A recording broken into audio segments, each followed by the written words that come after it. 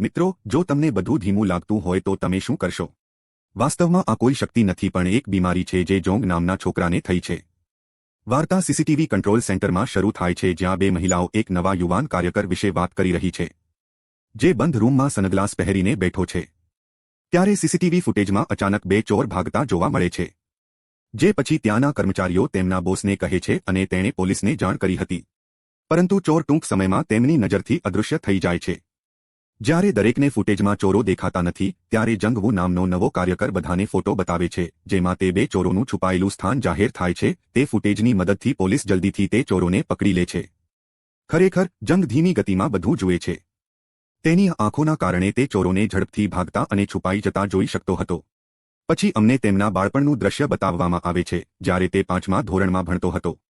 તે શાળાના રમતના મેદાનમાં તેના બાળપણના મિત્ર બોંગ સુમી સાથે રેસમાં ભાગ લે છે. આ તે જ સમય હતો જ્યારે તેણે તેને પહેલીવાર સ્લો મોશનમાં જોવાનું શરૂ કર્યું હતું. જ્યારે તે તેના માતાપિતાને આ વાત કહે છે ત્યારે તેના પિતા તેને તેના ડોક્ટર મિત્ર પાસે લઈ જાય છે. ડોક્ટર કહે છે કે તેને એક ખૂબ જ દુર્લભ રોગ છે, જેનું નામ છે ડેમોક્રેટિક વિઝ્યુઅલ એક્ટિવિટી. આ બીમારીને કારણે તે ધીમી ગતિમાં બધું જ જોઈ શકે છે અને આ સાબિત કરવા માટે ડોક્ટર તેની તરફ ખૂબ જ ઝડપથી બોલ ફેંકે છે, જેને તે ખૂબ જ સરળતાથી પકડી લે છે. ડોક્ટર તેને સલાહ આપે છે કે તેની આંખોને આરામ મળે તે માટે હંમેશા સનગ્લાસ પહેરે. તેની આંખોના ઇલાજ માટે ઘણા પૈસા ખર્ચવા પડશે, તેથી તેના પિતા પૈસા કમાવવા વિદેશ જાય છે જેથી તેઓ તેમના પુત્રની યોગ્ય સારવાર કરાવી શકે. જંગ તેની માતા અને તેની બહેન સાથે ઘરે રહેતો હતો. વાસ્તવમાં આ રોગ તેના માટે આશીર્વાદ અને અભિશાપ બંને હતો. આ બીમારીને કારણે તેઓ નાની ઉંમરે જીવનના નજારા માણી રહ્યા હતા. પરંતુ તેને શાળામાં પણ ગુંડાગીરી કરવામાં આવી હતી કારણ કે તે હંમેશા ઘેરા ચશ્મા પહેરતો હતો. સુમી તેની એકમાત્ર સામે હતી જેને તે હવે પ્રેમ કરવા લાગ્યો હતો. પરંતુ જેમ જેમ સમય પસાર થાય છે તેમ તેમ લોકો સુમીને તેના કારણે હેરાન કરવા લાગે છે અને સુમીના ઈચ્છા છતાં જૈન છોડી દે છે. હવે જંગ નાની ઉંમરે દિલ તૂટી જાય છે અને ઈચ્છે છે કે તેની આંખોની રોશની સંપૂર્ણપણે નાશ પામે, તેથી જ તે દરેક સમયે નજીકથી ટીવી જુએ છે. પરંતુ તેમ છતાં તેની આંખો બગડતી નથી. આખો દિવસ ટીવી જોવાને કારણે તે હવે તેના મનપસંદ પાત્રોની જેમ અભિનય કરવા લાગે છે અને તેમની સ્ટાઇલની નકલ કરવાનો પ્રયાસ પણ કરે છે. હવે ઘણા વર્ષો વીતી ગયા. તેના પિતા પૈસા કમાયા પછી પણ પાછા આવ્યા ન હતા અને એક દિવસ સમાચાર આવે છે કે તેના પિતાનું અકસ્માતમાં મૃત્યુ થયું છે. હવે ઘરનો આખો બોજ જંગના ખભા પર આવી જાય છે અને તે પોતાની આંખોની સારવાર કરાવવા ફરી એ જ ડોક્ટર પાસે જાય છે. ડોક્ટર તેને સમજાવે છે કે હવે તેને પૈસા કમાવવા છે અને તેના ઘરની સંભાળ લેવી છે અને તેને સીસીટીવી કંટ્રોલ સેન્ટરમાં નોકરી મેળવવાની સલાહ આપે છે. હવે જંગ સીસીટીવી કંટ્રોલ સેન્ટરમાં પણ કામ કરવાનું શરૂ કરે છે. હવે આપણને ફરીથી વર્તમાનનું દ્રશ્ય બતાવવામાં આવ્યું છે. તે તેની નોકરીમાં ખૂબ ખુશ હતો કારણ કે તેને ટીવી પર લોકોને જોવાનું પસંદ હતું. એક દિવસ બાયોન્સુ નામનો છોકરો, જે તેની જ ઓફિસમાં કામ કરે છે, તેના બોસ સાથે વાત કરે છે અને તેને કહે છે કે જંગ કોઈની સાથે વાત કરતો નથી અને તે ખૂબ જ પ્રતિભાશાળી છોકરો છે. હવે પ્યુંગ તેની ફરજ દરમિયાન જંગ સાથે વાત કરવાનો પ્રયાસ કરે છે, પરંતુ જંગ તેની વિનંતીનો જવાબ આપતો નથી. તે સીસીટીવીમાં ચાલતા લોકોના પગથિયા પણ ગણે છે. તે એ પણ નોંધે છે કે એક શેરીમાંથી બીજી શેરીમાં જવા માટે કેટલા પગલાં ભરવા પડે છે. પ્યોંગને આ નિવેદન ખૂબ જ વિચિત્ર લાગે છે. પછી તેની સાથે સોશિયલાઇઝ કરવા તેણે પૂછ્યું કે તારી કોઈ ગર્લફ્રેન્ડ છે. આ જંગને સુમીની યાદ અપાવે છે અને બીજા જ દિવસે તે તેને મળવા તેના ઘરે જાય છે. હવે સુમી મોટી થઈ ગઈ હતી અને ખૂબ જ સુંદર બની ગઈ હતી, પરંતુ તેના માથા પર ઘણું દેવું હતું જેના કારણે લોન શાર્ક તેને રોજ હેરાન કરતી હતી. જંગ તેને દૂરથી જુએ છે, પરંતુ તેની સાથે વાત કરવાની હિંમત એકઠી કરી શકતો નથી. હવે તે પોતાના કેમેરા દ્વારા પણ સુમી પર નજર રાખવા માંડે છે. તેને તેની દિનચર્યા યાદ છે. સુમી રોજ કાફેમાં જઈને ઠંડા પીણા પીતી. હવે જંગ પણ એવું જ કરવા લાગે છે. બીજા દિવસે સુમી વરસાદને કારણે બસ સ્ટોપ પર અટવાઈ જાય છે. હવે જંગ તેની મદદ કરવા તેના મિત્ર બ્યોન સાથે પહોંચે છે. તે શાહરૂખ ખાનની જેમ તેની છત્રી ખોલીને તેને વરસાદથી બચાવવાનો પ્રયત્ન કરે છે, પરંતુ તે તેને ધક્કો કહે છે અને ત્યાંથી જતી રહે છે. પછી જંગ અને પ્યોંગ બંને ડોક્ટર પાસે જાય છે. જંગ ડોક્ટરને કહે છે કે તે સુમીને પ્રભાવિત કરવા માંગે છે, પરંતુ તેના બદલે ડોક્ટર તેને તેના ફૂલો આપવાની સલાહ આપે છે. બીજા દિવસે સુમી એક મ્યુઝિકલ ડ્રામા માટે ઓડિશન આપવા જઈ રહી છે, પરંતુ તે મોડું થઈ જાય છે. તેથી તે ત્યાં ફોન કરે છે અને ફોન પર જ તેનું ઓડિશન આપવાનું કહે છે. હવે તે ફોન પર જ ગાવાનું શરૂ કરે છે. તેનું ગીત સાંભળીને લોકો તેને આશ્ચર્યથી જુએ છે. પછી જંગ ફૂલો સાથે ત્યાં પહોંચે છે અને સુમીનું ગીત પૂરું થતાં જ તેને ગુલદસ્તો આપે છે. પણ બદલામાં સુમી તેને કહે છે કે આ ગુલદસ્તાને બદલે તું મારા માટે ઝેર લાવ્યો હોત તો સારું થાત.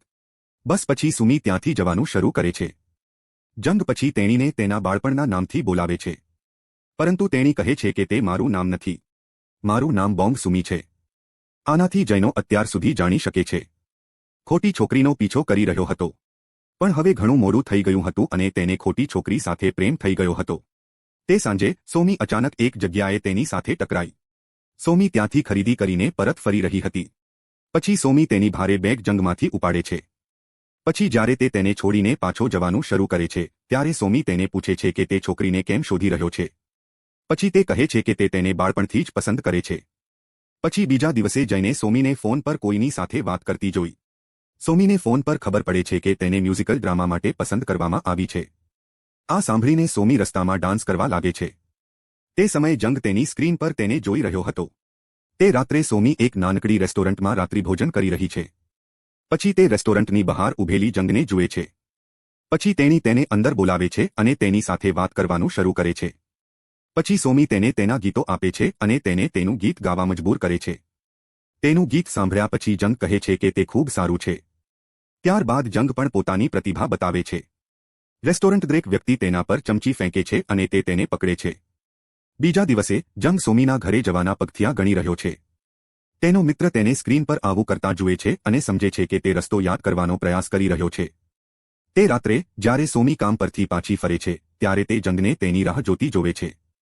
પછી બંને વાત કરતા કરતા આગળ ચાલે છે અને સોમીને ખબર પડે છે કે જંગ એક સીસીટીવી કંટ્રોલ સેન્ટરમાં કામ કરે છે જ્યાંથી તે કોઈને જોઈ શકે છે. પછી સોમી તેને એ જ કેફે વિશે કહે છે જ્યાં તે અવારનવાર જતી હતી. તેણી કહે છે કે તેણી તેના માલિક પર ક્રશ છે અને તેની પાસે એક મોટી કાર પણ છે. જૈન તેના માલિકની ખૂબ ઈર્ષ્યા કરે છે. હવે જંગ સોમીને કારમાં સવારી કરવા માટે બેતાબ બની જાય છે. પછી તે તેની ઓફિસમાં બધાને પૂછે છે કે કોઈની પાસે કાર છે. જો કોઈની પાસે કાર હોય તો મને આપો કારણ કે હું સોમીને તેમાં લેવા માંગુ છું અને તમે કારના બદલામાં મારી પાસેથી ભાડું પણ લઈ શકો છો. પરંતુ ત્યાં કોઈની પાસે કાર નથી. બીજે દિવસે ઘરે પહોંચતી વખતે સોમી રસ્તામાં એક માણસને મળે છે જેની તે ઋણી હતી. તે તેને આડકતરી રીતે ધમકી આપવાનો પ્રયાસ કરે છે અને કહે છે કે જો તે પૈસા નહીં આપે તો તે તેને હેરાન કરશે. પરંતુ જંગ અને બિયોન્ડ સમયસર પહોંચે છે અને સોમીને બચાવે છે. જ્યારે તે તેના કામ પર પાછો આવે છે ત્યારે સોમી કેમેરા તરફ જોવા લાગે છે. સામે ઊભી રહીને જૈનનો ખૂબ આભાર માન્યો કારણ કે તેને ખાતરી હતી કે જૈન તેને ગમે ત્યારે કંટ્રોલ સેન્ટરમાં બેઠેલી જોઈ લેશે. તે સાંજે બંને એક પાર્કમાં મળે છે અને ઘણી વાતો કરે છે. પછી જંગ તેને પૂછે છે કે જો તને કાર મળશે તો શું કરશો. સુમી કહે છે કે જો મારી પાસે કાર હોત તો હું દરરોજ બીચ પર જતી. જ્યારે જૈનને કાર મળતી ન હતી ત્યારે તેઓ દરરોજ આ બસમાં મુસાફરી કરતા હતા. તેના ડ્રાઈવર સાથે મિત્રતા કરે છે. તેણે તેના કંટ્રોલ સેન્ટરમાંથી જોયું હતું કે ડ્રાઈવર હતો એકલા બેઝબોલ રમવા માટે વપરાય છે. તેથી એક રાત્રે તે તેની સાથે બેઝબોલ રમવા પણ જાય છે. તેની સાથે મિત્રતા કરે છે અને વાત કરતી વખતે તેની પાસે મદદ પણ માંગે છે. બીજા દિવસે બસ ડ્રાઈવર સુમીને દરિયો જોવા લઈ જાય છે. આ માટે તેણે જવું પડ્યું. હવે સુમિત જૈનને તેના પ્રયત્નો જોઈને ખૂબ જ ગમવા માંડે છે. પરંતુ રસ્તામાં તેને બોર્ડર પર રોકી દેવામાં આવે છે અને તેને આગળ જવાની મંજૂરી આપવામાં આવતી નથી કારણ કે તેની પાસે બસ આગળ લઈ જવાની પરમિટ ન હતી. પછી સુમી પોલીસકર્મી સાથે મારપીટ કરવા લાગે છે અને ડ્રાઈવર સુમીને આમ કરવાથી રોકે છે પરંતુ હવે પોલીસ તેમનાથી ગુસ્સે થાય છે અને તેમને ત્યાંથી પાછા મોકલી દે છે. હવે બીજા દિવસે કંટ્રોલ સેન્ટરમાં તેમના બોસ બધાને કહે છે કે શહેરમાં મહિલાઓનું અપહરણ કરવાનું કાવતરું છે. હવે આપણે ખૂબ જ સજાગ રહેવાની જરૂર છે. તે સમયે જંગ એક મોનિટર પર સુમીને જોઈ રહ્યો હતો પરંતુ તે અચાનક ત્યાંથી ગાયબ થઈ જાય છે. પછી તે ડરી જાય છે અને ત્યાં દોડી જાય છે.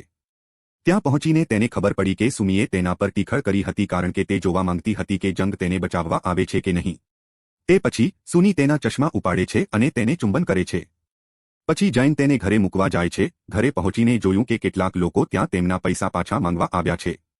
તેઓ સ્વામીને તેમના પૈસા માટે ધમકી આપે છે અને તેમના ઘરની તોડફોડ પણ કરે છે. અવાજ સાંભળીને જૈન સુમીને મદદ કરવા આગળ વધે છે પરંતુ અસ્પષ્ટ દ્રષ્ટિને કારણે નીચે પડી જાય છે. પછી તે લોકો ગયા પછી પણ બંને એકબીજા સાથે બેસીને વાતો કરે છે અને વસ્તુઓ ભેગી કરતી વખતે સુમિત જૈનને તેના બાળપણના કેટલાક પીણા બતાવે છે. એ પીણું બાળપણમાં જૈનો માટે નહીં પણ સુની માટે બનાવાયું હતું.